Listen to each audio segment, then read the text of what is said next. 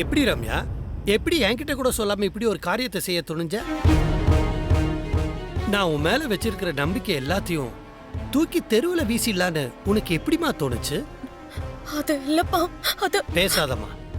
அன்னைக்கு உன்னை ரெஜிஸ்டர் ஆபீஸ்ல பார்த்தேன்னு ஒருத்தர் சொன்னப்ப கூட நான் அதை நம்பவே இல்லை. ஆனா இன்னைக்கு எனக்கே தெரியாம இதெல்லாம் செய்யணும்னு நினைச்சிட்டல்ல.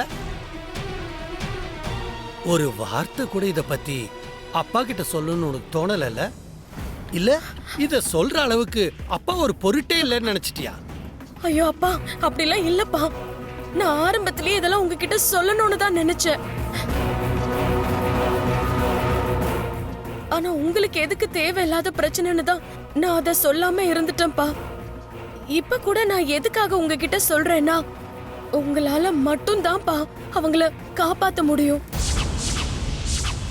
இப்ப நீங்க ஹெல்ப் பண்ணலன்னா அவங்கள கண்டிப்பா பிரிச்சிருவாங்கப்பா. அவங்களையா?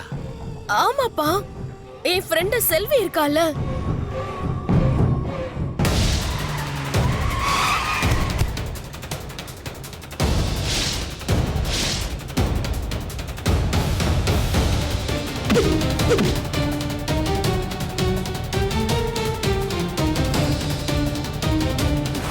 இப்ப செல்வியோட சொந்தக்காரங்க அவங்கள துரத்திட்டு வராங்கப்பா. இதுல இருந்து அவங்கள காப்பாத்தி எப்படி ஒண்ணு சேர்த்து வைக்கிறதுன்னு எனக்கு தெரியல. அதனாலதான்ப்பா நான் உங்களுக்கு போன் அடிச்சேன்.